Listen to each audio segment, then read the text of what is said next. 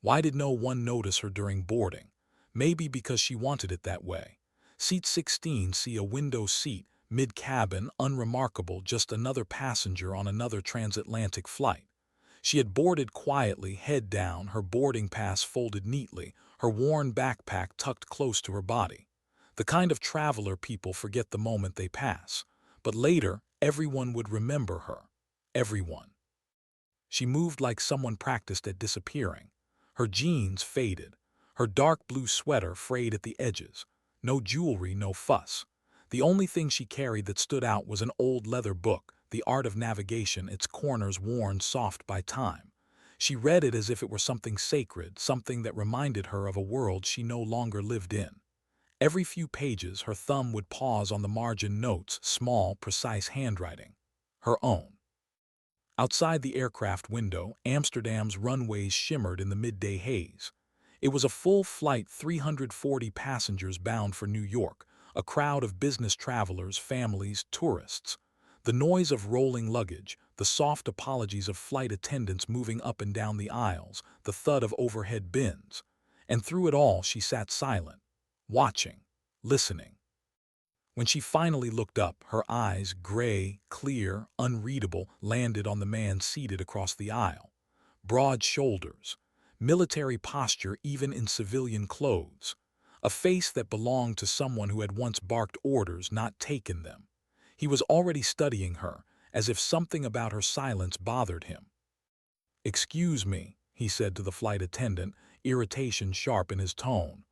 "I specifically requested an aisle seat closer to the front. This isn't what I asked for." The flight attendant smiled a little too brightly. "I'm sorry, sir, the flight's full. This is the best we could do." He sighed, resigned, and finally turned his attention to the quiet woman across from him. "Aviation enthusiast?" he asked, nodding toward her book. "Heard of her, Amelia Earhart, pioneering spirit, remarkable woman."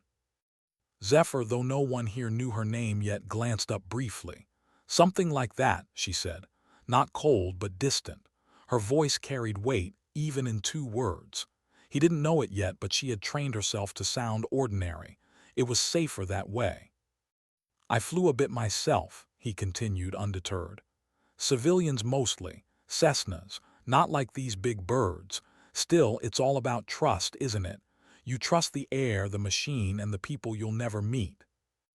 Zephyr nodded faintly and returned to her book. The conversation ended there cleanly, efficiently. She didn't need to speak more than necessary. The less she revealed, the better. In first class, the atmosphere was different, expensive silence and hushed conversation. Senator Elias Blackwood occupied 1A, his gray hair immaculate, his posture radiating authority. His aide, Iris Vega, sat beside him, scanning documents on a tablet. "Sir, NATO's briefing files are ready," she whispered. "Would you like to review them before takeoff?" He sipped his scotch, eyes unfocused. "After what happened with the Artemis incident, NATO's taking no chances. Classified chaos," he muttered. Iris said nothing. She knew better. The aircraft door closed. The flight attendants performed the routine safety dance that no one ever really watches except Zephyr. She studied their movements carefully, eyes flicking to each exit, every gesture. When they mentioned oxygen masks, her hand went unconsciously to a thin chain beneath her sweater, fingertips brushing a hidden tag. Captain Nash Adami's voice came over the intercom, calm and warm. "Ladies and gentlemen, welcome aboard Transatlantic Flight 247 to New York. Flight time approximately 7 hours, 40 minutes. Weather's clear across the Atlantic, with light turbulence near Greenland." The engines roared. The aircraft surged forward. As it climbed, Amsterdam fell away beneath clouds, turning into a patchwork of gray and green. Passengers settled, some praying, others checking their phones, a few already asleep. Zephyr simply looked out the window, eyes following the curve of the wing, the subtle vibrations of the fuselage. Every sound meant something to her. Every vibration told a story. She understood machines better than most people. Machines didn't lie. "Business or pleasure?" The man across the aisle, Brigadier Jerome Calloway, as he would later introduce himself, tried again. New York, right? Just visiting, she said. He smiled faintly. I'm headed to a veteran symposium. Bureaucratic nonsense, mostly, but someone has to remind them we still exist. That made her look up, just for a second. Important work, she said quietly. He saw something in her eyes, recognition maybe. But before he could say anything more, she turned back to her book. An hour later, turbulence began, the kind that made loose items rattle. Gasps, quick laughter from nervous passengers, the usual. Zephyr didn't flinch. Her gaze stayed fixed on the wing, watching how it flexed under pressure. To her, turbulence wasn't chaos. It was rhythm. Not your first flight, Calloway observed, half smiling. You're calmer than most veterans I've flown with. I've seen worse, she said simply, and she had. Outside, clouds gathered into pale mountains. The aircraft leveled out. Cabin lights dimmed. A calm lull settled over everyone. Flight attendants moved with practiced ease, offering drinks and half-smiles. When the cart reached Zephyr, she asked for water. The turbulence returned, sharper this time. A jolt. The attendant stumbled slightly, spilling the glass onto Zephyr's sleeve. "Oh my God, I'm so sorry." "It's fine," Zephyr replied, already blotting the water. But as she rolled her sleeve to dry it, something caught Calloway's eye, a tattoo on her wrist. Faint, geometric, not decorative, but coded. Nordic runes arranged in a pattern few would recognize. He did, military symbology, Black Ops level. He said nothing at first, then, quietly, "Interesting mark. Norse, isn't it? Reminds me of something I saw during a joint exercise." She covered it calmly. "A souvenir," she said, "from a different life." Calloway leaned back, thoughtful. "You seem familiar somehow. Have we met before? Maybe in service?" "I doubt it," she said. "I tend to keep to myself." 2 hours in, most passengers were either asleep or lost in their screens. Outside, the Atlantic stretched endless and calm, until it was. The first sign came in the cockpit, a flicker on radar. Then another. First Officer Chen frowned. "Captain, we've got fast-moving contacts approaching from the southeast, not on the charts." Captain Adami checked the instruments. "Military," he murmured. "We're at 39,000 feet. No exercises scheduled in this corridor." Air traffic control came through, the voice distorted with static. "Transatlantic 247, you are entering a restricted zone. Adjust heading immediately to 40.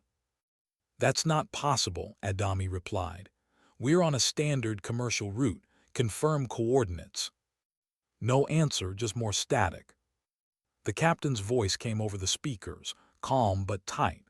"Ladies and gentlemen, we've been asked to alter course slightly due to military activity. Nothing to worry about, but please fasten your seat belts." The mother, too, rose ahead of Zephyr, whispered to her child, trying to smile. The flight attendants moved faster than before. There was a tension now, invisible but spreading. Zephyr's eyes went to the cockpit door. Through the narrow gap, she caught a glimpse of the instrument panel, blinking warnings in red. Her instincts flared. She closed her book, slipped it into the seat pocket, and straightened. The stillness in her posture wasn't fear. It was readiness. Outside, clouds parted briefly, just long enough for her to see a flash of gray metal slicing through the sky. A fighter jet. Then another. F-35s. Her breath slowed. Her pulse didn't change. Inside the cockpit, alarm sounded. "They're on intercept vector," Chen said. "They're not diverting, they're locking formation." "What the hell are they doing?" the captain muttered, trying to reach them again.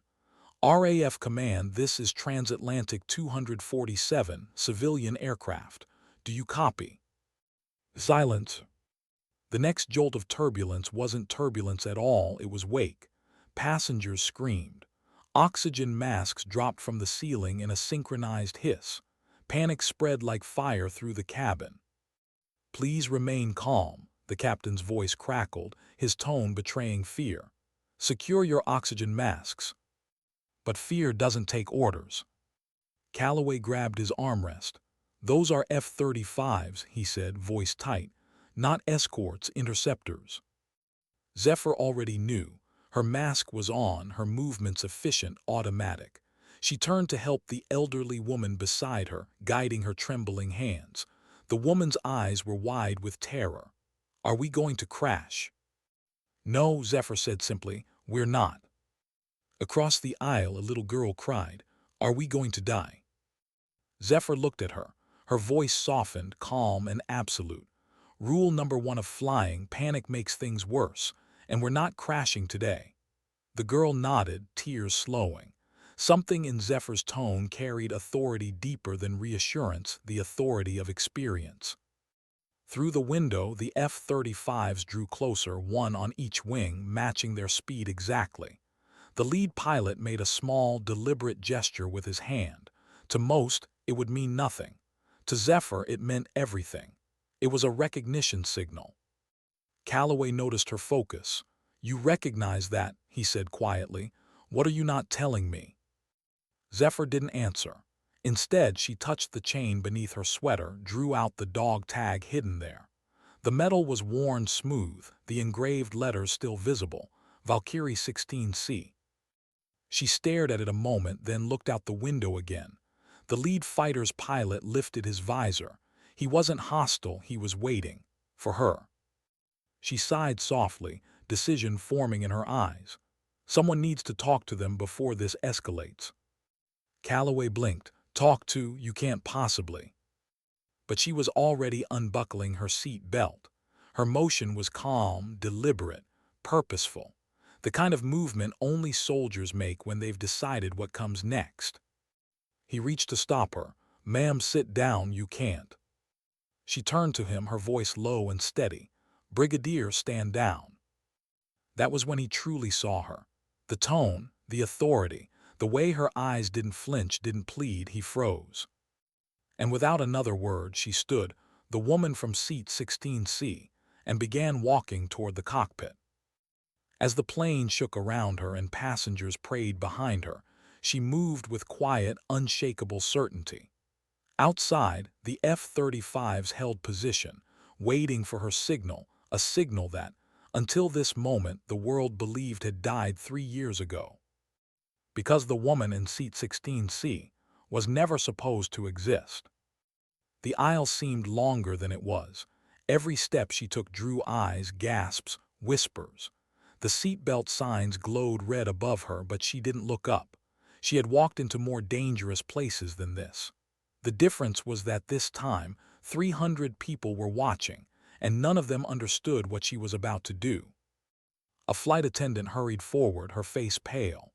"Ma'am, please, return to your seat." Zephyr leaned close, voice low enough to be swallowed by the hum of engines. "Protocol 7 Alpha 2, let me through." The attendant froze. The color drained from her face. That code wasn't printed anywhere. It lived only in the memories of a few government liaisons and security officers trained to recognize on-board operatives. Without another word, she stepped aside. Passengers stared. Someone filmed her on a phone until another attendant snatched it away. The plane rocked again. Luggage rattled in the bins. Zephyr steadied herself with a hand on a seat back, moving forward with effortless balance. She had spent too many years in aircraft that tried to throw her out of the sky. This one would not. Calloway rose despite the danger, half out of duty, half out of disbelief. "You can't go in there," he called after her. She didn't look back. "I'm the reason they're here," she said, calm as prayer. The cockpit door slid open a fraction, unlocked by a terrified attendant who had no idea what else to do. Inside, Captain Adami spun from his instruments. What the hell are you doing? Get out."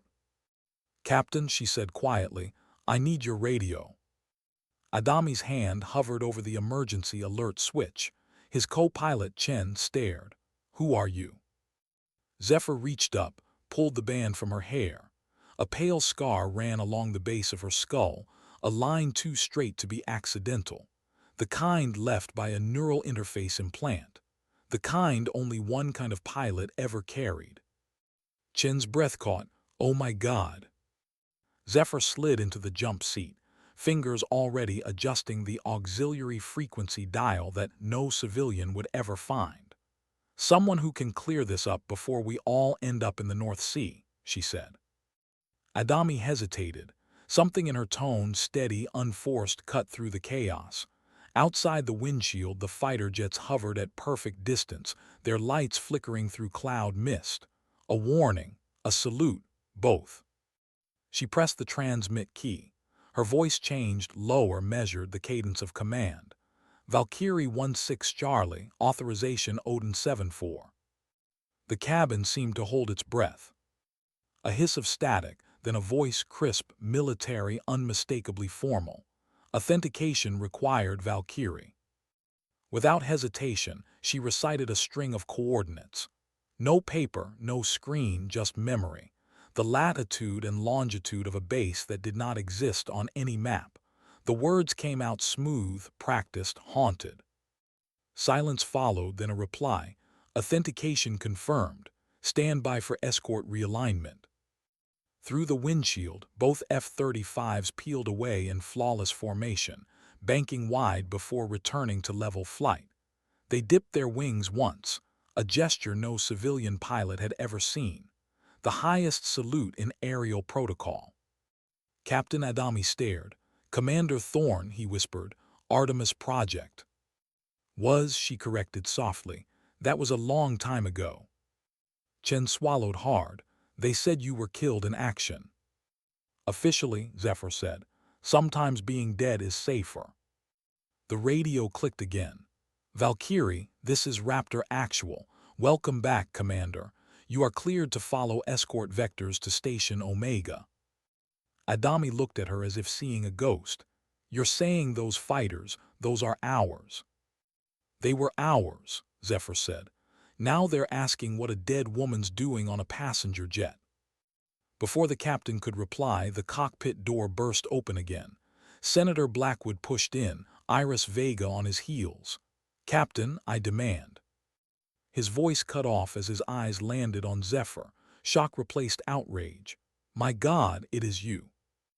The name rippled through the crew like an electric charge.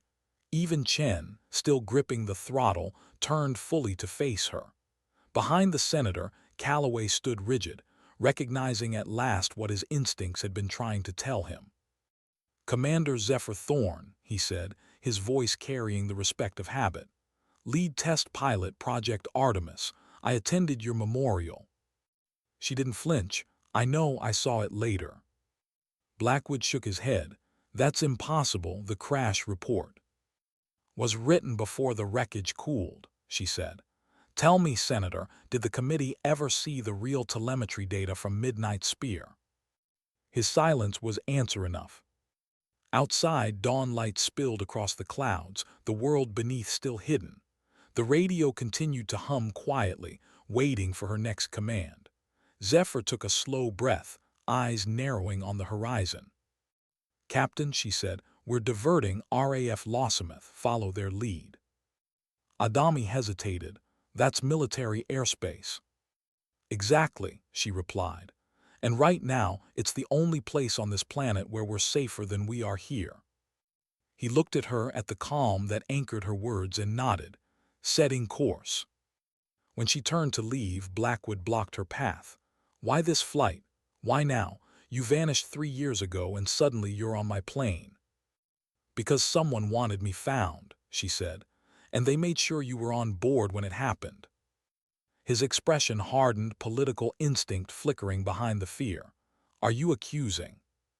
"I'm stating a fact," she interrupted gently. "This wasn't an accident, you were bait." He stared, searching her face for motive, truth, something. But she was already stepping past him. The cockpit door closed behind her, muting the voices inside. She faced a cabin full of wide eyes and held breaths. Panic still lived here, thinly veiled beneath the hum of recycled air. She could feel it like static on her skin. The brigadier rose first, snapping unconsciously into posture. "Ladies and gentlemen," he announced, voice commanding, "please remain calm. The situation is under control." A passenger shouted from the rear, "Under control. Those are fighter jets." Zephyr stepped into the aisle, her presence quiet but magnetic. "They're not here to harm us," she said. "They were verifying my identity."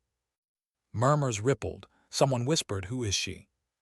"My name is Zephyr Thorne," she said.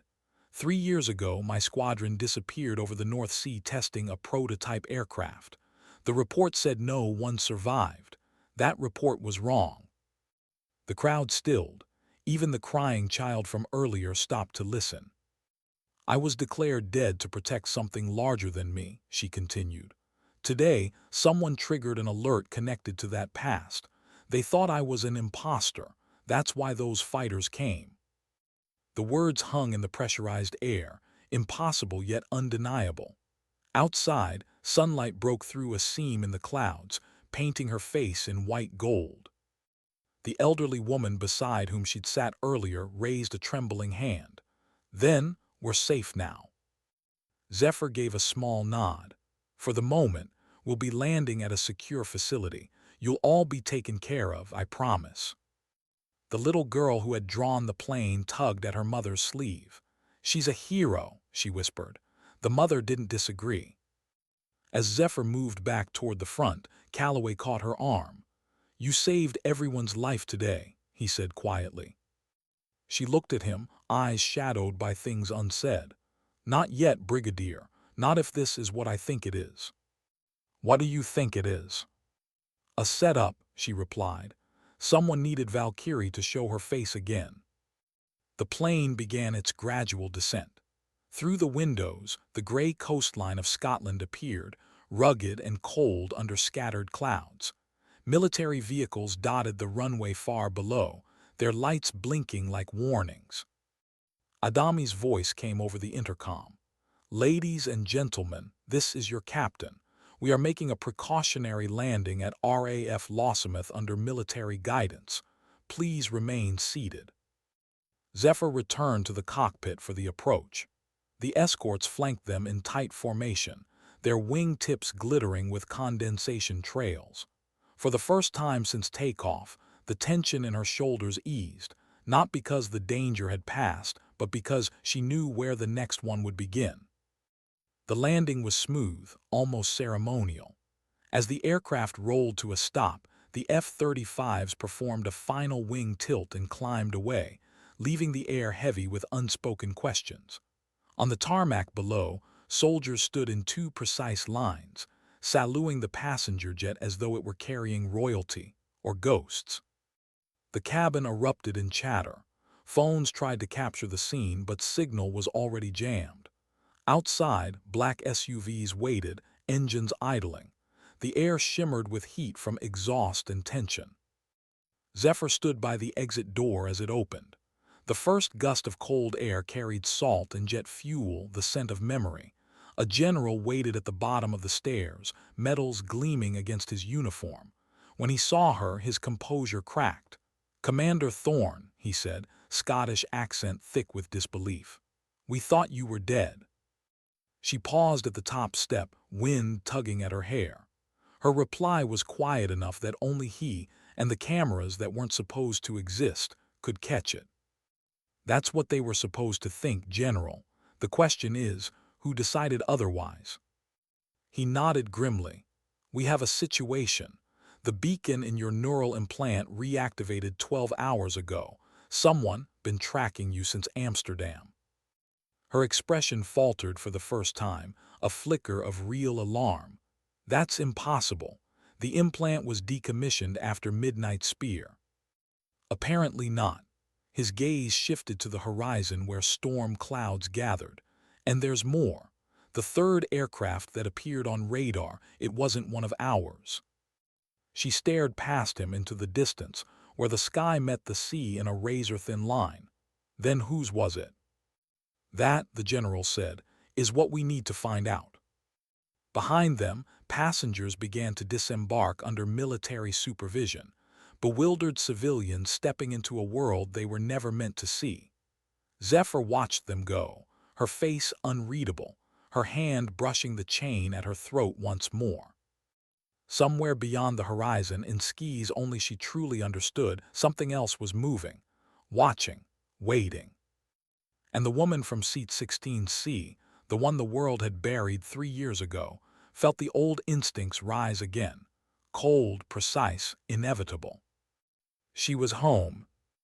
The hangar smelled of metal, fuel, and rain.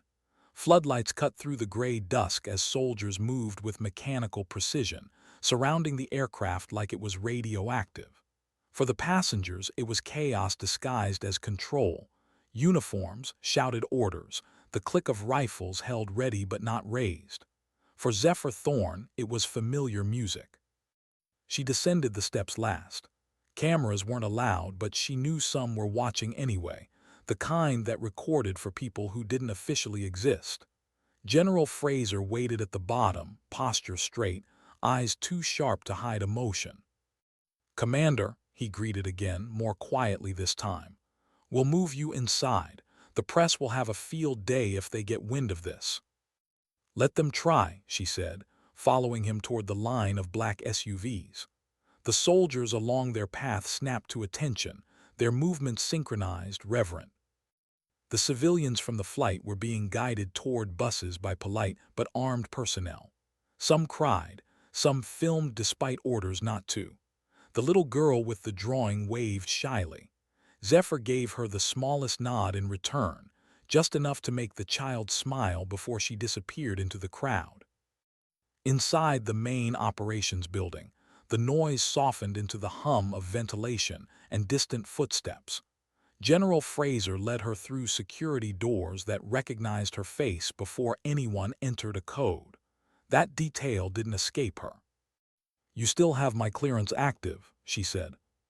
Fraser's mouth tightened. "We never deactivated it. You were declared dead, but no one wanted to delete you. Call it superstition. Or guilt." They entered a glass-walled briefing room overlooking the runway. 3 officers waited, 2 men in naval uniforms, 1 woman from the intelligence division.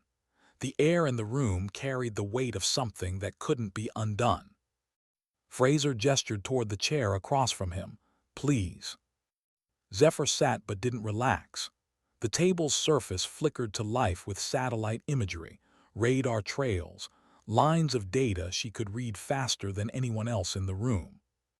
"The beacon in your implant reactivated at 0600 hours, Fraser began. "The signature matched your neural key perfectly. We thought it was a spoofing attempt, maybe a data ghost." "So you scrambled interceptors," Zephyr finished for him. "Standard verification," he said, though they both knew it wasn't standard at all. "Once you authenticated, we realized what we were looking at." She studied the radar projection, a triangle of blips, 2 confirmed F-35s, and 1 ghost contact that danced between them before vanishing. "That's the 3rd aircraft," she murmured. Admiral Hayes, the oldest in the room, leaned forward. "We assumed it was a malfunction until the stealth signature came back." He tapped a key. The image magnified, faint lines, heat ghosts, impossible maneuver vectors. "Recognize this pattern." Zephyr's pulse steadied, not quickened. "Hyperion," she said. The room went still. "Impossible," Hayes whispered. "That technology was destroyed after Artemis shut down." "Not destroyed," Zephyr said. "Stolen." The word hit like turbulence. Fraser rubbed his temple. "We buried that program, Commander. We buried you with it. Are you saying someone rebuilt it?" She traced the flight path on the display with 1 finger. "This isn't reconstruction. This is replication. Whoever's flying that aircraft had access to incomplete data and my neural imprint. That's why the beacon lit up. They're trying to finish what we stopped." Hayes exchanged a grim look with the intelligence officer, a woman whose name tag simply read Carver. "Explain," Carver said, "from the beginning." Zephyr looked up. Her eyes seemed older than her face, carved by years spent underground unseen. Project Artemis was never about speed or stealth. It was about phase displacement, quantum-based navigation that allowed a craft to move through microscopic folds of time. We could vanish for microseconds, invisible to radar, untouchable. We called it the blink. Hayes muttered, A theoretical nightmare. It worked, Zephr said. Once, long enough to terrify the people funding us. They wanted a weapon that couldn't be stopped. We built one that couldn't be controlled. And Midnight Spear? Fraser asked quietly. She hesitated, the first crack in her composure. They sent us to test Hyperion over disputed waters, officially a training run, unofficially a live fire evaluation. Something went wrong. The system overloaded, the core began to destabilize. We triggered the self-destruct to prevent a temporal cascade. I ejected, but the shockwave fried the beacon. The others didn't make it, or so I thought. Her voice lowered. Until today. Fraser exhaled. Then whoever's behind this had to come from inside the program. No one else even knew the parameters. Someone inside and high enough to hide it from the Oversight Committee, Zephr said, glancing at the senator's empty chair across the table. You'll want to bring Blackwood in. He's the connection to NATO's defense contracts. He was on that flight for a reason. Carver's tone sharpened. Are you implying the senator was involved? I'm implying he was used, Zephr answered. Same as me. For a moment no one spoke. The hum of the ventilation filled the silence, steady as a heartbeat. Fraser finally leaned forward. You've been off the grid 3 years. Where have you been hiding? Amsterdam. Before that, nowhere anyone could trace. She brushed a fingertip over the implant scar. The beacon was supposed to be dead. Someone reactivated it remotely. That means they have access to the old neural key servers. Those were dismantled, Hayes said. Zephr met his eyes. Apparently not all of them. Through the glass, the last of the passengers' buses rolled away toward the nearby town. The base grew quieter, emptier, more secret by the minute. Fraser stood. We'll need to debrief you fully. Room secure, but communications aren't. I want you in the sub-level conference suite. No signals leak down there. She rose slowly. You're expecting company. He didn't deny it. If that third aircraft followed your beacon here, we might not be alone for long. As they exited the briefing room, Zephr glanced back once. The map still glowed faintly with the signature of the missing craft, its last known position hovering like a ghost above the North Sea. The sub-level corridors were colder, concrete ribs painted the color of caution. The deeper they went, the more the air smelled of electricity. Security doors opened in sequence ahead of them, each with a different tone. It was a melody of secrecy, one she remembered from another life. When they reached the secure room, Fraser keyed in a sequence that lit a wall of holographic displays. Global flight paths, satellite grids, coded transmissions, all alive with motion. Zephr stepped closer to one feed. You're tracking the civilian flight paths out of Amsterdam for the last 48 hours. Everyone that matches your beacon's activation window, Carver confirmed. But none show direct correlation until your plane. Then whoever triggered it wanted me airborne, predictable, exposed. Fraser nodded, and surrounded by witnesses, harder to make you disappear a second time. She stared at the glowing threads of data. Unless disappearing me is the point, again. Carver's brow furrowed, meaning. If the beacon is active, every defense network in the Northern Hemisphere knows where I am. Someone's forcing a confrontation. A technician entered with a folder, paper not digital. Sir, this came through secure courier from Washington. Priority code Artemis. Fraser opened it, skimmed, then passed it silently to Zephr. Inside were high-resolution images, satellite captures of a stealth craft over the Norwegian Sea, time-stamped less than an hour ago. The shape was unmistakable, sleek, serpentine, light bending around its surface. Hyperion. Zephyr's jaw tightened. It's moving west. Toward us, Carver said. The alarms began before she could answer. A red light pulsed along the corridor. A voice echoed over the intercom. Unauthorized contact approaching at high speed, possible stealth signature. Fraser barked orders, his composure shifting from bureaucrat to soldier. Scramble intercepts. Evacuate civilians to hardened shelters. Move. Zephyr followed him into the operations hub where screens now blazed with motion. The radar image flickered, contact appearing, disappearing, reappearing miles away each time. It's phase shifting, she said. Short bursts, they haven't perfected stability. Fraser's tone was grim, but they've perfected enough to reach us. Through reinforced glass, she could see the distant runway ignite with motion, fighter jets rolling, engines screaming. The night outside fractured with afterburner light. Inside the command center, tension built like static before a storm. Technicians shouted headings, radios spat clipped phrases. The base felt alive and terrified all at once. Fraser turned to her. You built the fail-safe, can we use it? Zephyr hesitated. The fail-safe was locked behind quantum encryption. Activation requires a key, mine. Then use it. Her voice dropped. Doing that broadcasts the location of every Artemis site on the planet. It kills the program, but exposes its bones. Fraser didn't blink. If we don't, that thing outside won't need our coordinates to end us. She looked again at the radar. The ghost contact was less than 30 miles out, moving impossibly fast, blinking in and out of existence like a heartbeat on the edge of death. She exhaled slowly. Get me a secure terminal. I'll need access to sub-level 3. Fraser nodded to Carver. Take her. As they moved down another corridor, sirens wailing above them, Zephyr felt the weight of every step. This was what she had tried to leave behind, the equations that became weapons, the brilliance that turned to fear. When they reached the terminal room, she placed her palm on the biometric pad. It glowed blue, scanning through skin and bone to the implant buried at her skull's base. The system recognized her instantly. Identity confirmed, Commander Zephyr Thorne, the machine intoned. Authorization level Valkyrie Prime. Lines of code cascaded across the holographic display. Quantum matrices unfolded like blooming glass.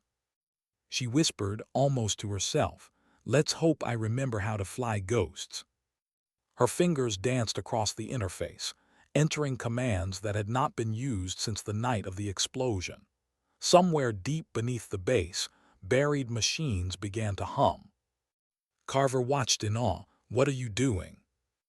Waking up the dead, Zephyr said, and making sure they stay buried afterward. The alarm tone shifted, no longer warning but synchronization. The radar feed steadied. The phantom contact on the screen flickered one last time before freezing midair. Fail-safe engaged, the system announced. Quantum field lock established. For a second, everything in the room vibrated, the walls, the lights, the air. Then it stopped. Fraser's voice came through the comm. Contact neutralized. It's visible, fully visible. RAF fighters have a lock. Zephyr closed her eyes, relief tempered by dread. Don't shoot it down, she said. Not yet. Why the hell not? Carver demanded. Because I want to know who's inside. She looked at the frozen image of the craft on the screen, the sleek lines, the shape she knew better than her own reflection. Hyperion was no longer a ghost, it was coming home. And deep down, Zephyr Thorne knew. Whoever was flying it wasn't an enemy or a stranger. It was someone she used to call family. The air outside the operations building crackled with the energy of restrained panic. The base was a hive of motion, soldiers shouting coordinates, fuel trucks swerving into position, the thunder of jets still echoing overhead. Floodlights turned the Scottish dusk into a sterile daylight, harsh and unreal. Zephyr stood by the reinforced window of the command tower, watching the black silhouette on the runway below. Hyperion. It rested now like a sleeping monster, its obsidian skin rippling faintly with residual heat. Around it, a ring of armed personnel kept their distance. No one dared get too close. General Fraser entered beside her, voice low. It's stable. Whatever that field lock did, it worked. The craft powered down completely. "Good," she said. "Means whoever's inside can still breathe." He gave her a sharp look. "You think someone survived that flight?" "I don't think," Zephyr said quietly. "I know." Minutes later, they walked side by side toward the hangar where Hyperion was being secured. The night air bit cold against her face, the wind carrying the metallic taste of rain. Spotlights flared as they approached. Up close, the aircraft looked otherworldly, an evolution of her design but more refined, the lines smoother, the hull patterned with energy filaments she hadn't created. The impossible had been perfected without her. Fraser motioned to the security detail. "Status." A sergeant saluted. "Cockpit sealed but depressurized, sir. Life signs inside 1." Zephyr stepped forward. "Get the canopy open." The sergeant hesitated. "Ma'am, radiation levels." "Do it." Technicians scrambled. Mechanical arms clamped onto the canopy, hydraulics hissing. The transparent alloy cracked open with a sound like a sigh. Steam rose, and for a moment no one breathed. Then a figure inside moved. Slow, weak, deliberate. Zephyr's throat went dry. The pilot's helmet turned, the reflective visor catching the floodlight glare. A gloved hand lifted toward the release latch but failed. Zephyr didn't wait for protocol. She climbed onto the hull herself, boots slipping on the wet surface, the cold biting through her uniform. She reached the cockpit and pressed the manual override. The visor released with a hiss, folding upward. And the world stopped moving. Beneath the helmet was a woman, pale, dark-haired, eyes identical to Zephyr. No one spoke. The soldiers looked from one to the other as if seeing double. Zephyr's voice broke the silence, soft, barely audible. "Lyra." The woman in the cockpit smiled faintly, the ghost of a smirk that once could light a room. "You always did beat me to the landing." Zephyr stepped back, her pulse thundering. The impossible stood breathing before her, her sister, presumed dead in the Artemis crash, alive inside the stolen Hyperion. "Get medics," Fraser ordered, snapping out of his stupor. "Now." As the soldiers rushed forward, Zephyr climbed down slowly, her legs unsteady. She hadn't allowed herself to feel shock in years. But this was the kind that hollowed you out from the inside. The medics carried Lyra out on a stretcher. Her breathing was shallow, her skin streaked with burns that shimmered faintly under light, residual exposure from the phase core. But she was alive. Alive after all this time. Zephyr followed them inside the infirmary, ignoring the protests of the guards. When they tried to stop her, Fraser waved them off.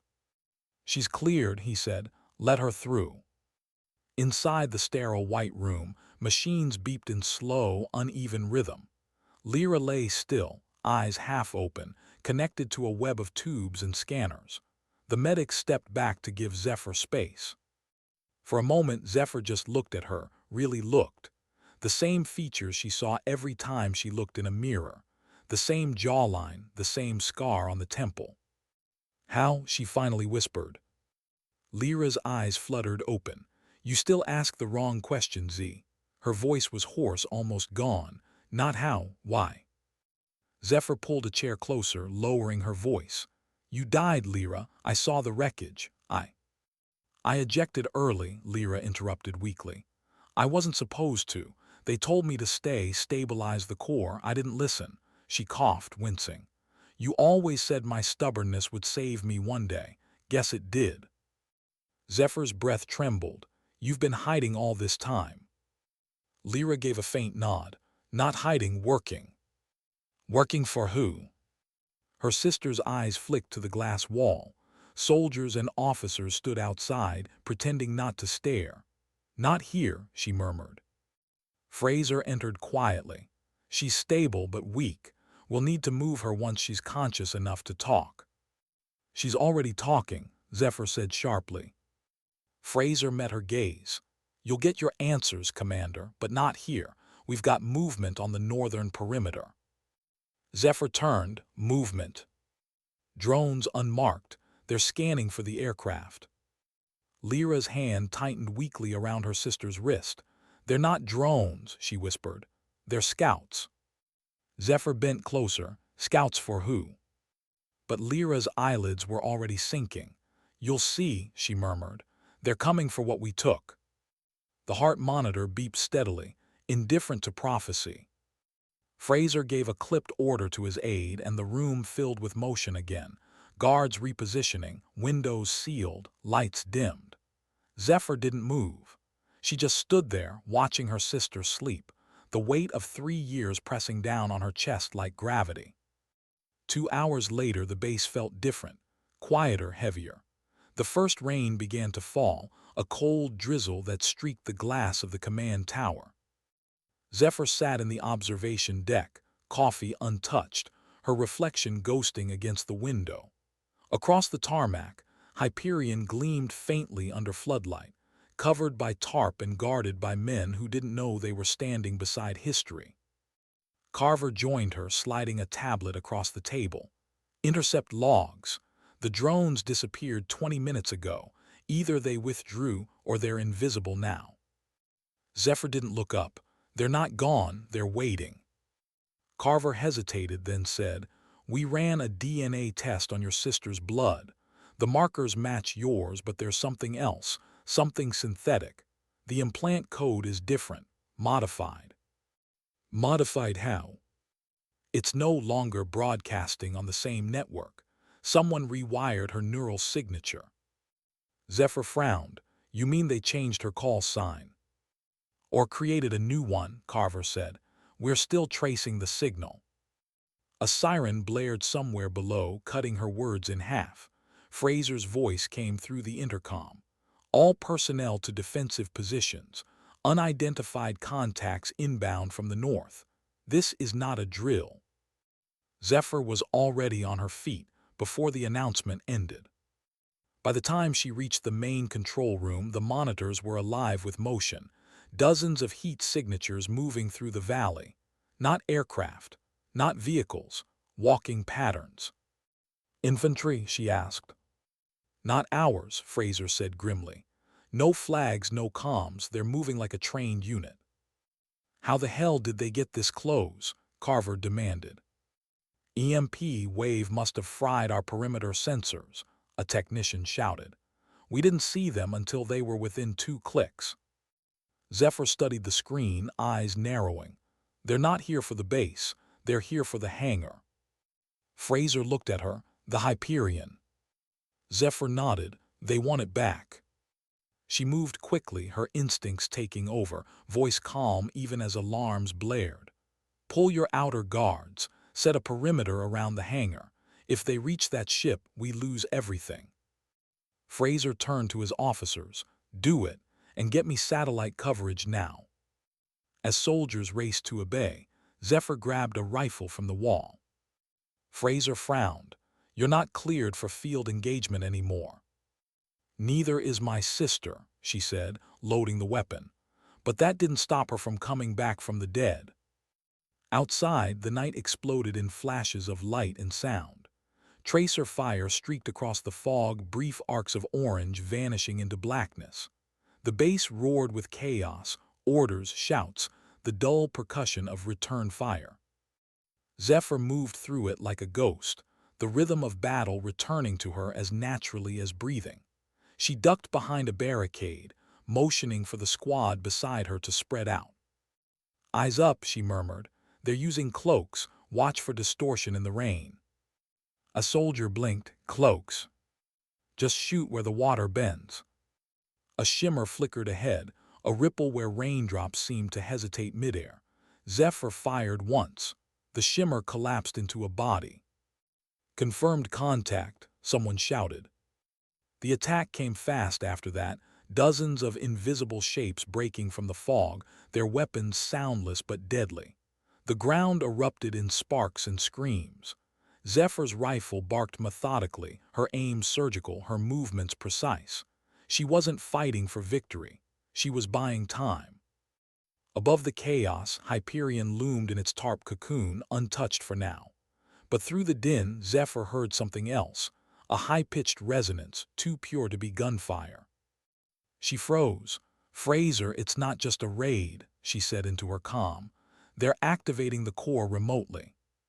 "What core?" his voice crackled back. "The Hyperion's phase engine.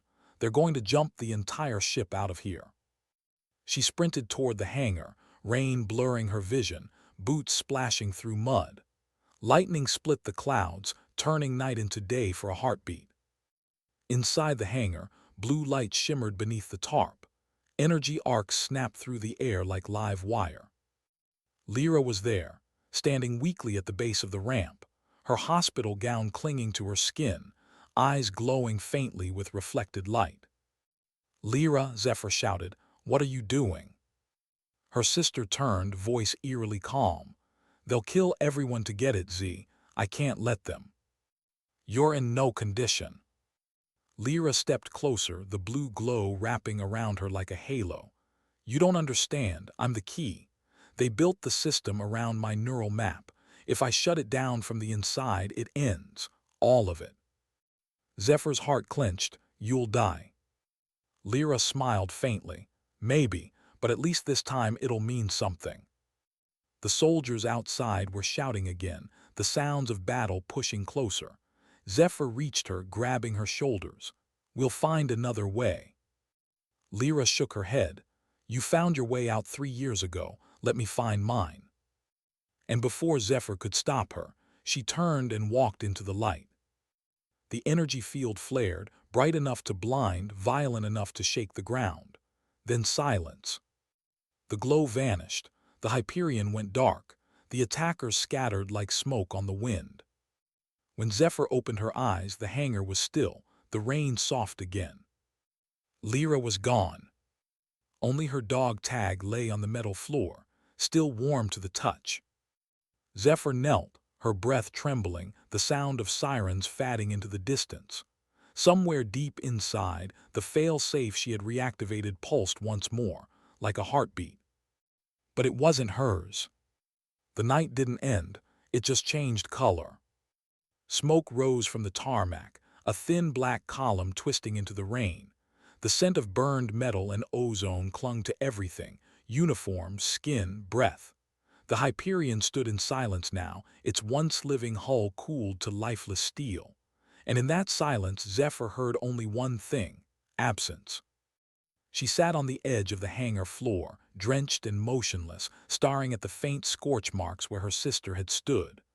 Around her, soldiers moved in slow motion, recovering bodies, gathering debris, shouting reports that no one would ever file. But she heard none of it. Lyra's dog tag lay in her palm, its surface dented, the chain snapped. The engraved name still clear: Lyra Thorne, Project Artemis. Fraser approached quietly, helmet tucked under one arm. His uniform was streaked with mud and smoke. He stopped a few feet away, as if approaching a wild animal. "Commander," he said softly, "we secured the perimeter. The attackers withdrew before dawn." She didn't answer. "They left no bodies, no tech, no trace," he continued. "We think they were remote drones, cloaked infantry shells, maybe operated off-site." Still, she said nothing.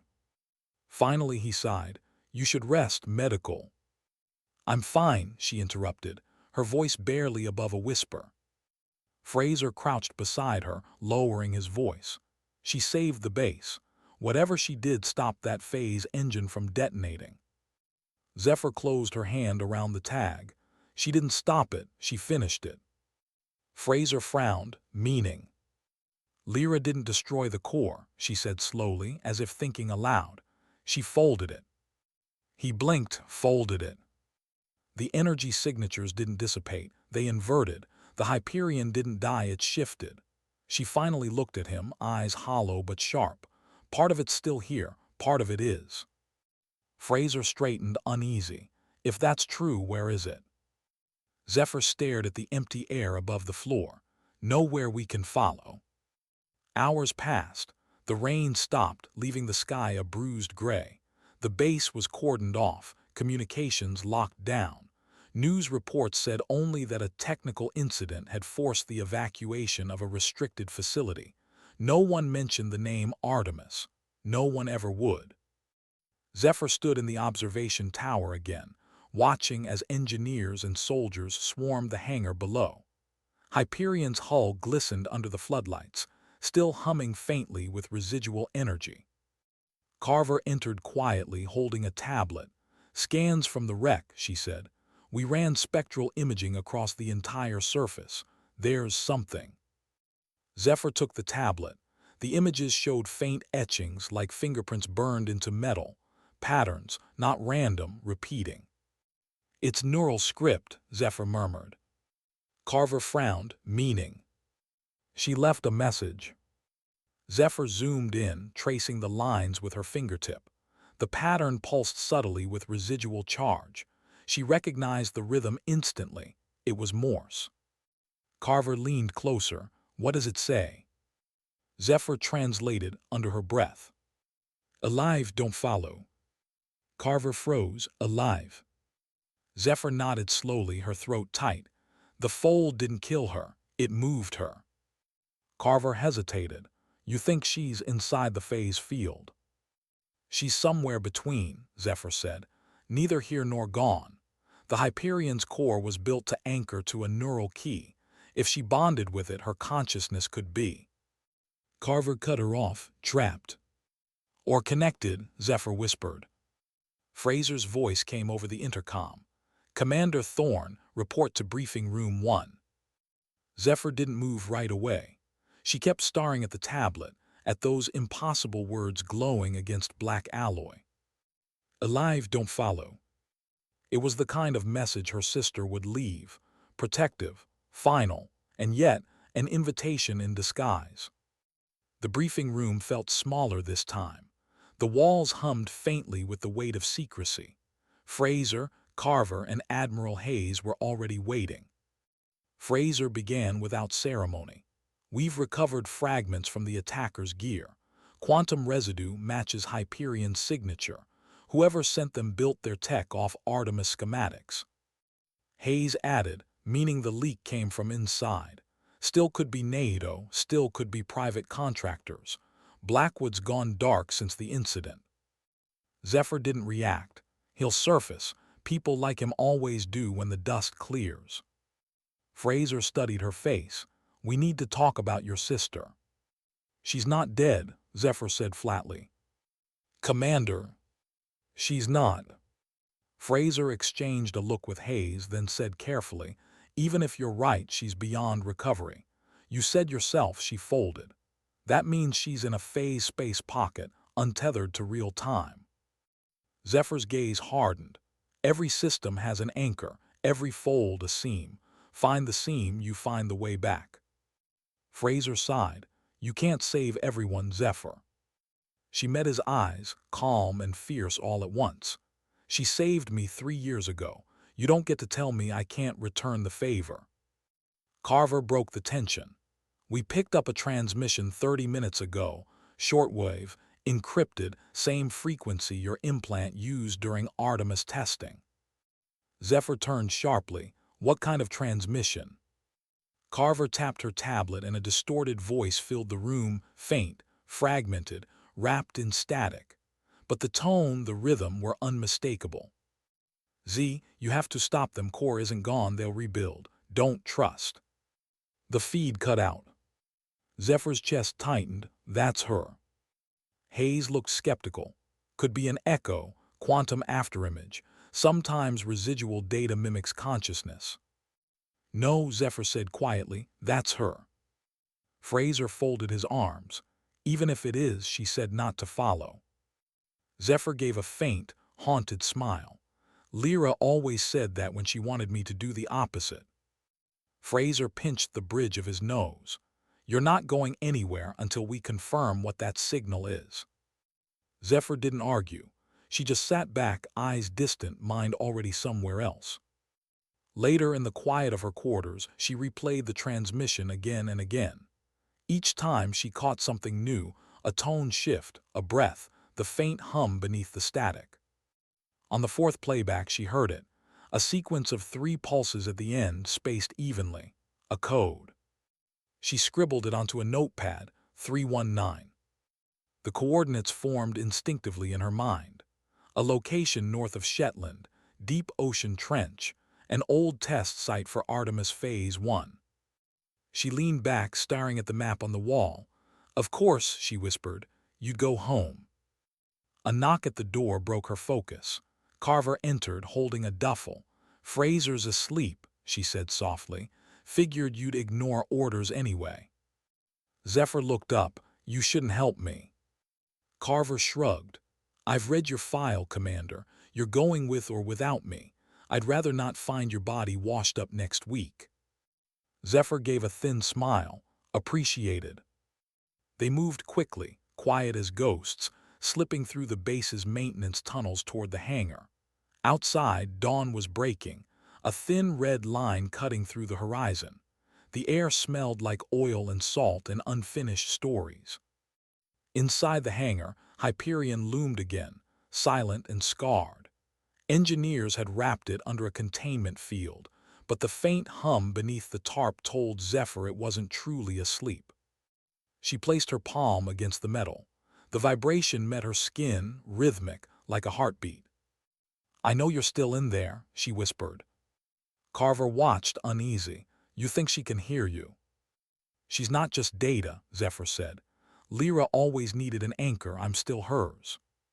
Carver exhaled. "Then what's the plan?" "Simple," Zephr said, stepping back. "I'm going to follow her in."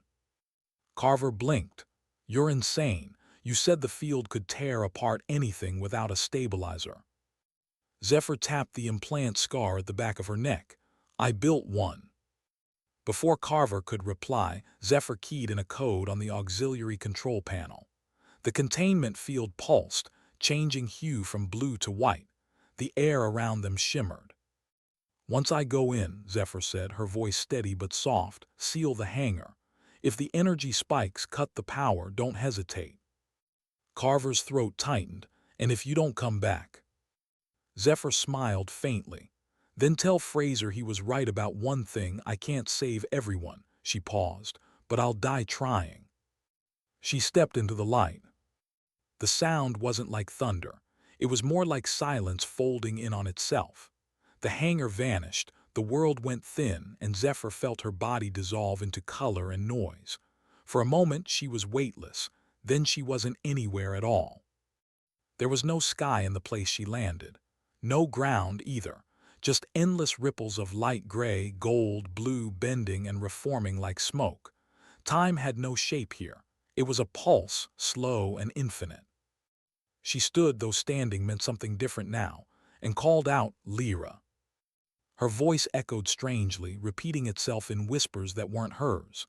The air, or what passed for air, vibrated in response. Then she saw her. A figure ahead, half shadow, half light, standing within a swirl of energy. Lyra turned slowly, her face fragmented but unmistakably hers. "You shouldn't have come," she said. Her voice was soft, layered, as if 2 versions of her spoke at once. Zephr took a step closer, the light bending around her. "You think I could stay away?" "You don't belong here, Z. The core is still active. It's using me as a stabilizer." "Then we'll shut it down together." Lyra shook her head. "If we both try, it collapses. You'll be trapped too." Zephyr's jaw tightened. "I can't leave you here." Her sister smiled sadly. "You left me once. You survived. That's how we win." Zephr reached out, but her hand passed through light. The energy between them flared, humming like memory. "You were right," Zephr whispered. "I always ask the wrong question." Lyra's smile deepened, fading with the light. "Then ask the right one this time." The light surged, the world fractured. And Zephr woke, gasping, on the hangar floor, Carver shouting her name, the alarms blaring again. But the Hyperion was gone. Only a ring of scorched metal remained where it had stood. And inside her clenched fist, something new, Lyra's dog tag, but the name changed. The engraving now read, Z Lyra 16C, anchor active. Carver's voice cut through the chaos. Zephyr, what happened? Zephyr stared at the tag, tears mingling with rain on her face. Her voice trembled but carried a strange peace. She didn't disappear, she said. She fused the core with me. Outside, lightning tore the sky open again. And somewhere beyond the horizon, in that thin seam between time and air, a faint echo of Lyra's voice whispered. Not gone, just guiding. For the first time in years, the world felt wrong. The air tasted heavier. The silence had depth. Every light in the hangar seemed brighter, sharper, as if the entire base had stepped half an inch closer to her skin. Zephyr lay on the cold floor, breath shallow, pulse steady but distant. The rain outside beat against the walls like a clock she could finally hear. Carver's voice blurred in and out, urgent, frightened. "She's alive. Get a medic. Commander Thorne, can you hear me?" Zephyr tried to answer, but her throat refused. She lifted a trembling hand instead. The skin glowed faintly under the emergency lights, tiny threads of silver tracing her veins, pulsing with every heartbeat. Carver saw it too. Oh God. Zephyr sat up slowly, forcing the air back into her lungs. "Don't touch me." "Zephyr, just don't." Carver froze. The light inside Zephyr's skin dimmed, then steadied. She looked down at her palms, flexing them. The glow responded, like the rhythm of another pulse inside hers. She whispered, "She's here." Carver frowned. "Who?" "Lyra." They moved Zephyr to the med lab, though she refused restraints, refused sedation. The doctors wanted scans, blood, samples. She gave them silence. Fraser arrived an hour later, his face carved in exhaustion. "You vanished from every sensor for 12 minutes, he said. Then the entire hangar powered down and you were just there, lying on the floor. The Hyperion's gone. You mind explaining that?" Zephyr didn't look up from the IV line she had already pulled free. "It's not gone." "Then where the hell is it?" She met his eyes. "Inside me." Fraser stared. "You expect me to?" She raised a hand, and the heart rate monitor beside her spiked without touch.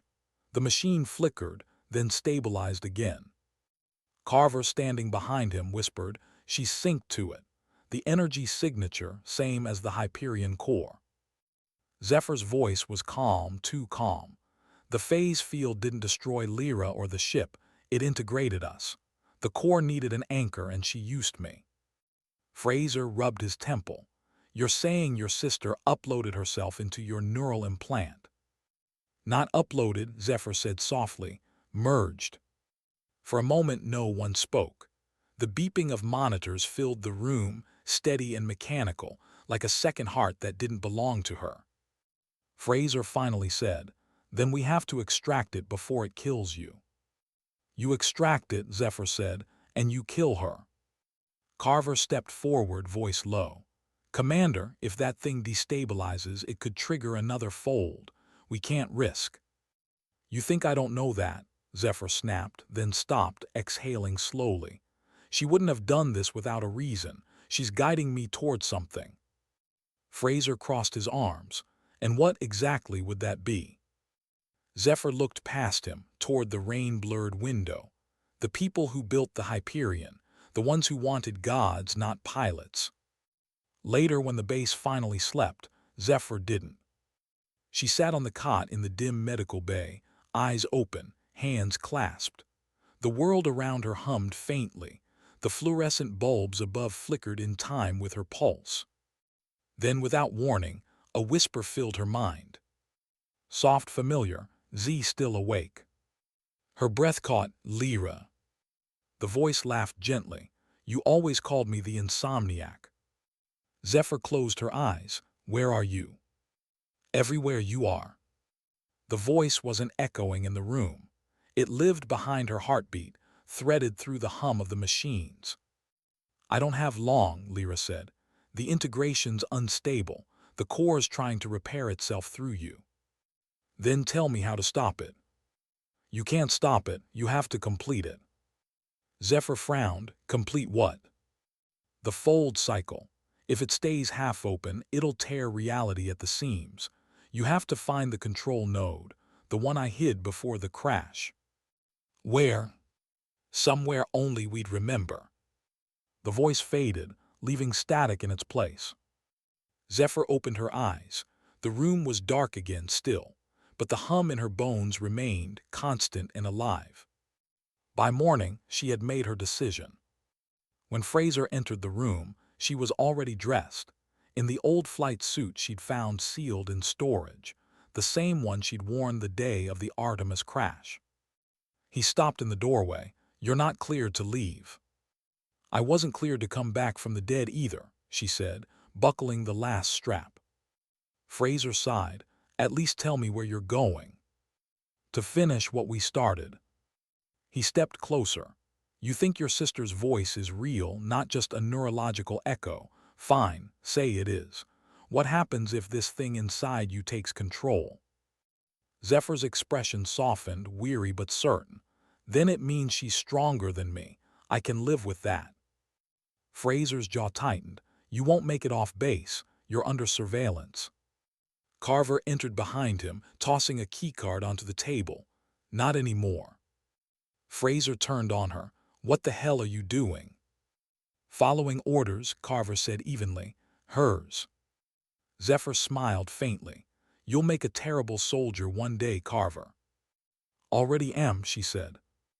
They moved fast, through maintenance tunnels, then the abandoned runway access road.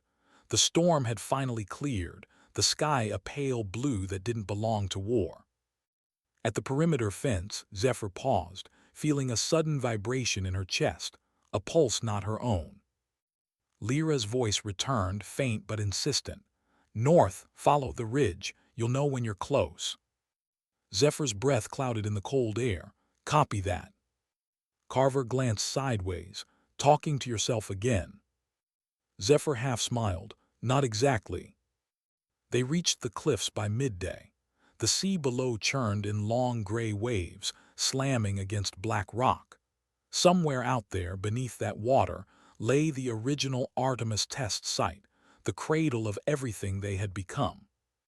Lyra's voice guided her like an echo in the tide. "There's a cave, hidden by the current. Remember the tide pattern we mapped when we were kids?" "Every line," Zephyr whispered. Carver followed her gaze. "You're not thinking." "I am," Zephyr said, stripping off her jacket.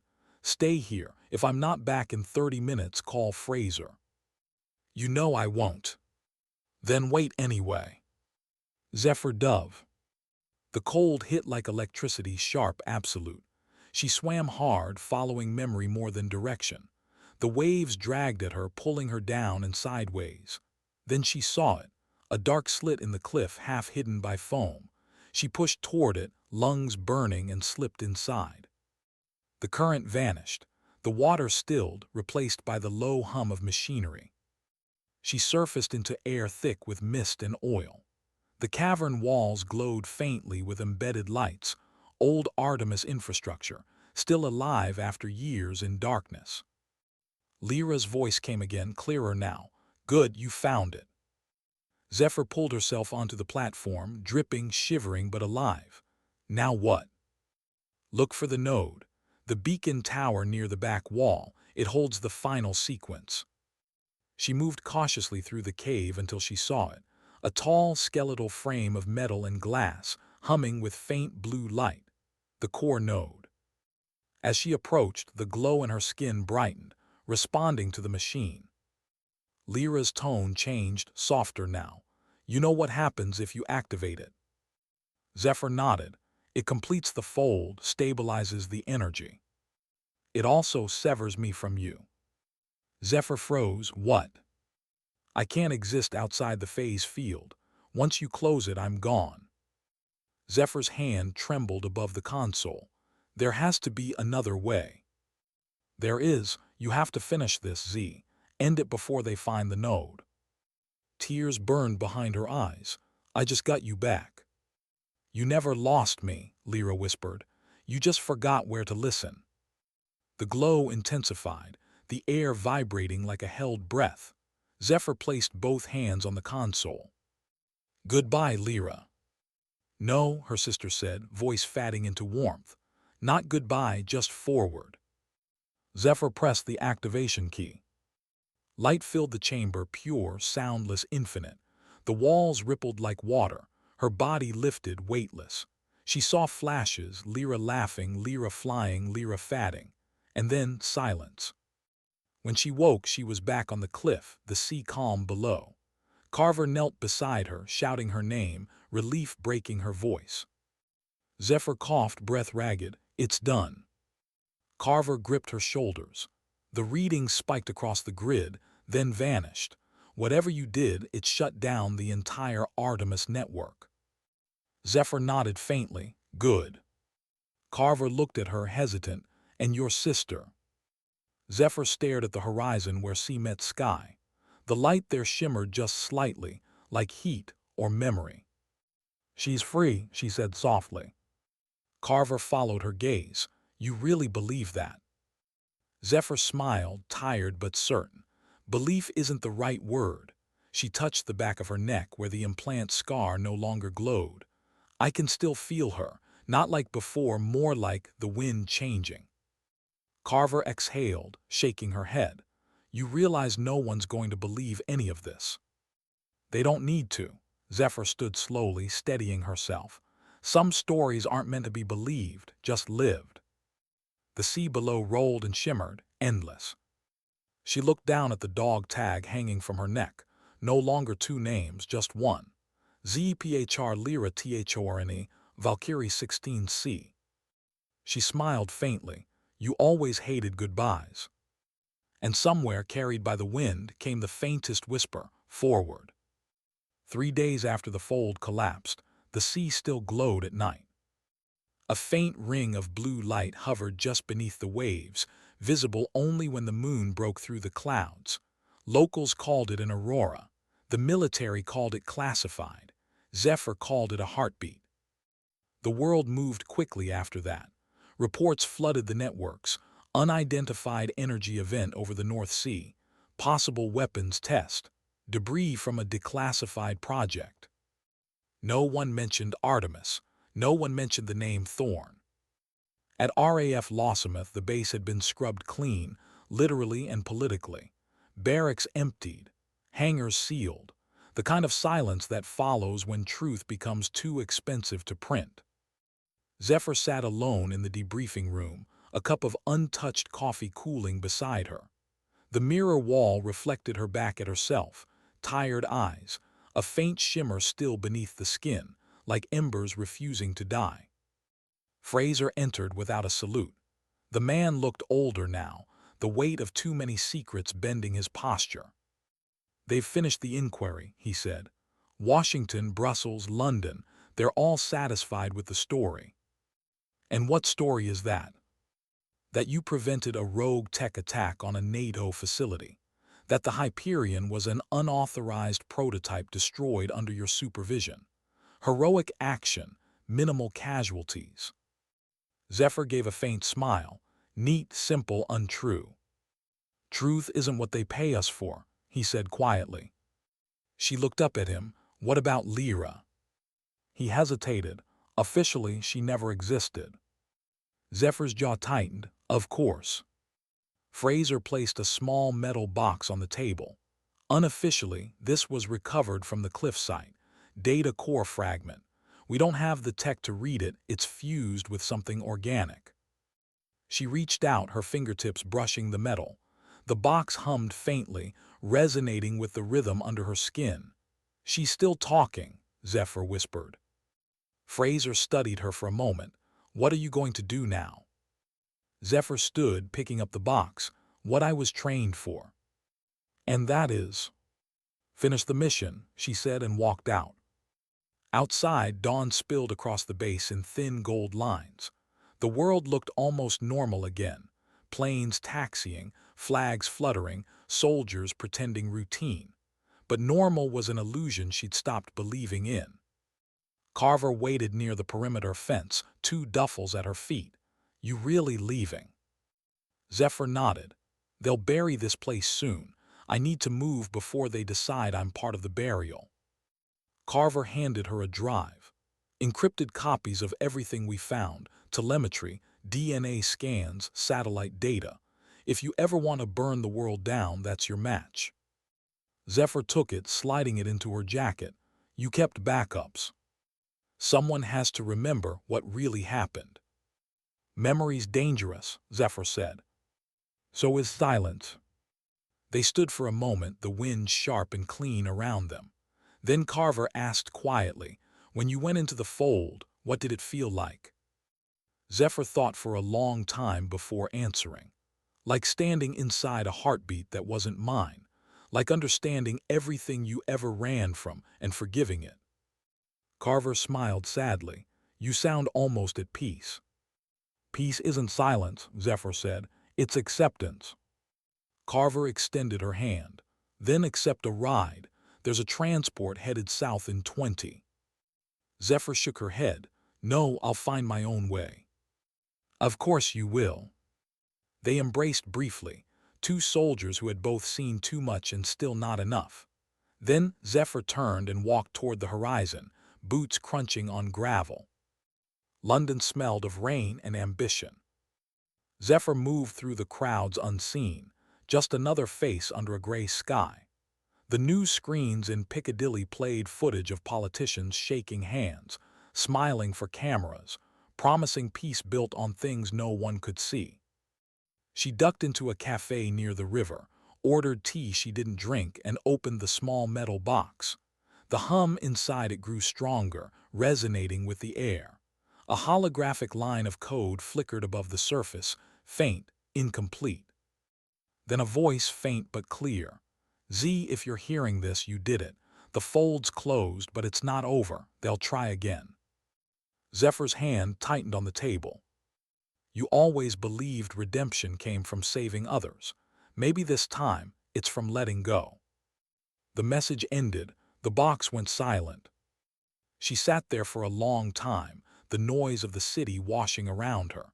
Then she whispered, "Letting go doesn't mean forgetting, Lyra." A street violinist began to play outside, soft, mournful notes that cut through the rain. Zephyr watched him for a moment, then placed a folded bill in his case on her way out. Weeks passed.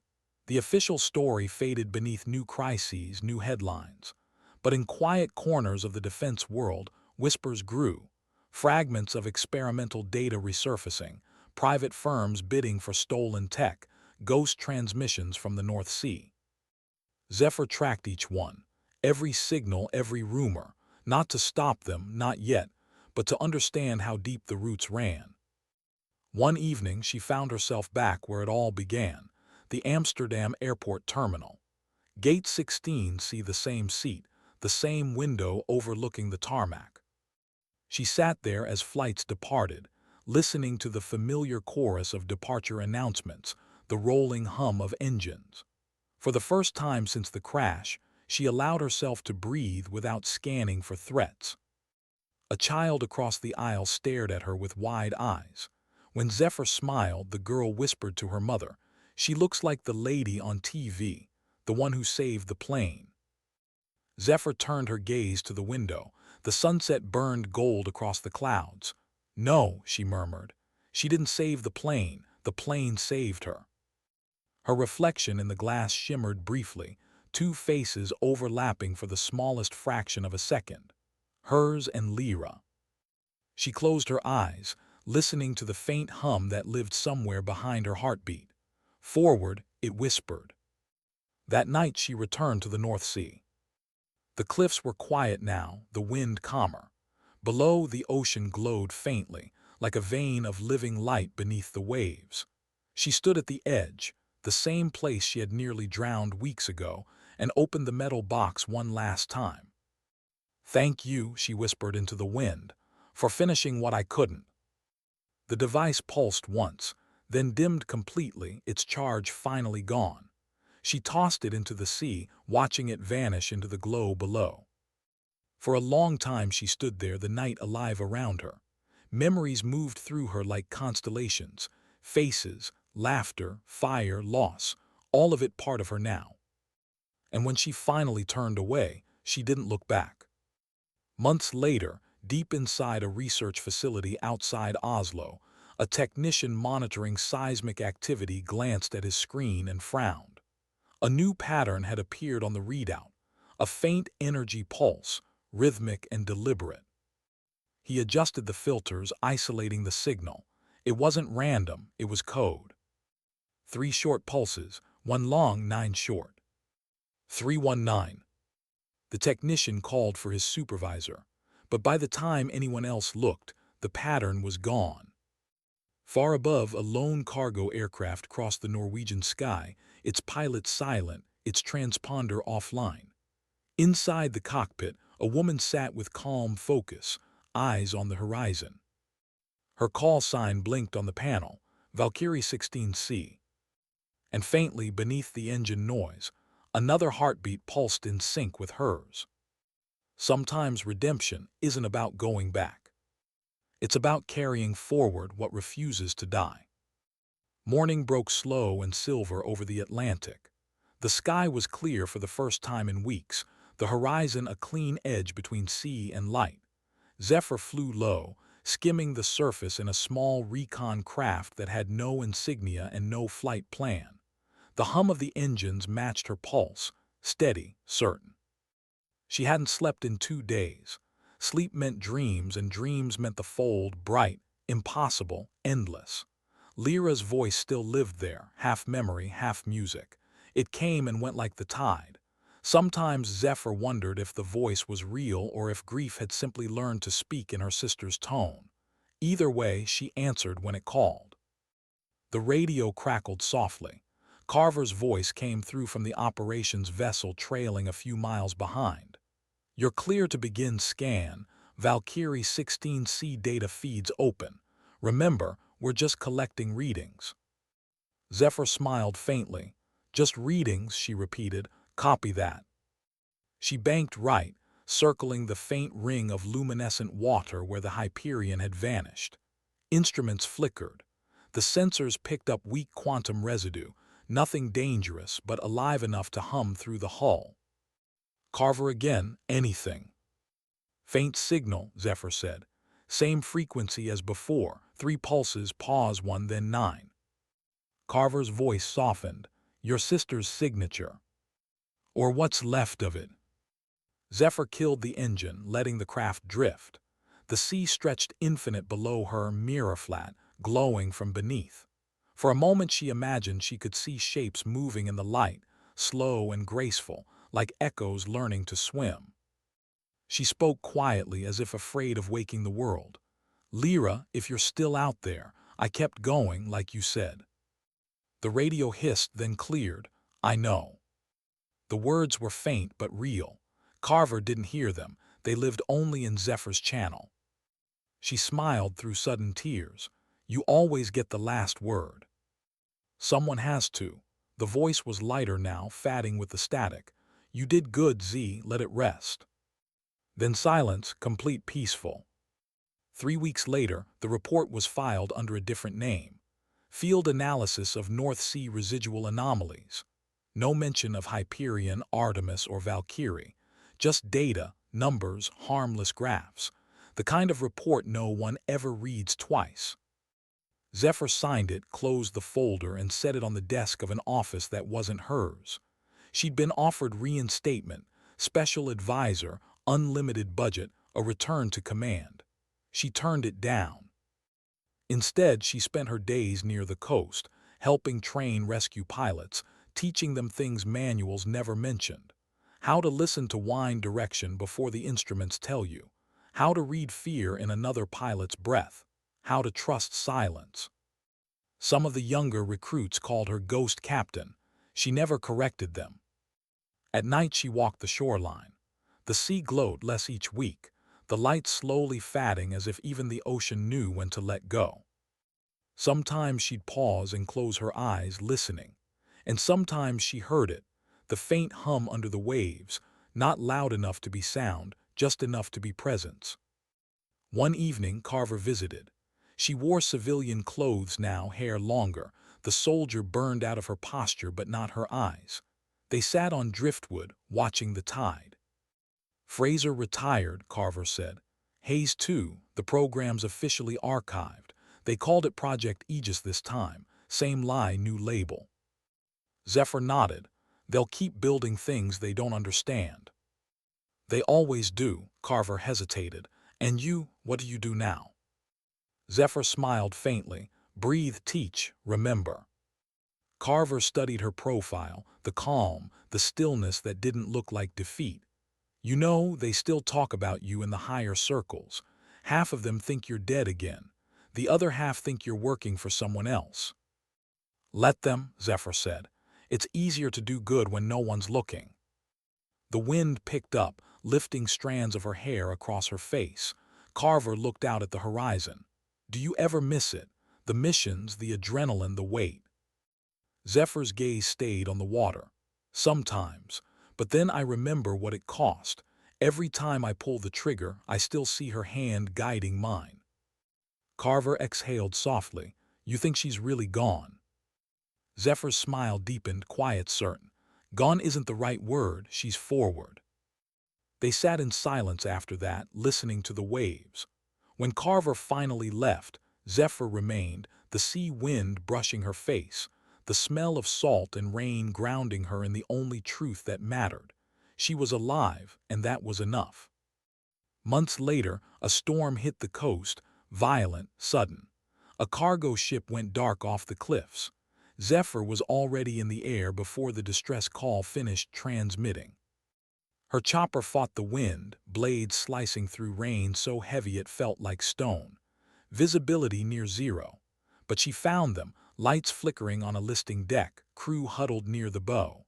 She hovered close, lowering the harness. The youngest sailor grabbed the line first. Zephyr's voice stayed calm through the comms. One at a time. Stay centered, trust the wind. When the last man was aboard, the ship gave one final groan and slipped beneath the surface. Zephr turned for shore, hands steady on the controls. As they crossed the cliffs, the clouds parted for a moment, revealing a thin streak of light breaking through, the kind of light that made the sea look alive again. The rescued sailor looked out the window and whispered, "Who are you?" Zephr smiled without answering. After the rescue, she landed alone on the old airstrip where Hyperion once slept. The base was gone now, grass growing through the cracks, wind sweeping the ghosts away. She stepped out, breathing the damp air, and closed her eyes. The hum inside her was almost gone now, fading with time, but she could still feel a rhythm that wasn't entirely hers. "Forward," she whispered. For a long while she just stood there, the wind moving her hair, the sky vast and forgiving. In another part of the world, deep in a facility no one acknowledged, a technician reviewing archival data stumbled upon a strange anomaly, an energy pulse from the North Sea, faint but persistent, repeating at perfect intervals. He isolated it, amplified it. The waveform formed a pattern, deliberate, symmetrical. It translated into two words. Still here. He stared, unsure whether to report it. Then he smiled quietly and deleted the file. Some things, he decided, belonged to the people who earned them. Back on the coast, Zephr watched the sunset alone. The sky burned gold and crimson, and for a heartbeat the reflection on the water shaped itself like wings, broad, luminous, vanishing the moment she blinked. She laughed softly, the sound carried away by the wind. "Show off," she murmured. She turned toward the path home, boots crunching on sand. Behind her the sea glowed once more, just for a moment, then faded to black. Voiceover. Sometimes survival isn't about living through the storm. It's about learning what to keep when it passes. Sometimes the strongest soldiers aren't the ones who fight. They're the ones who stop when the world still begs for war. And sometimes dignity doesn't speak. It simply acts.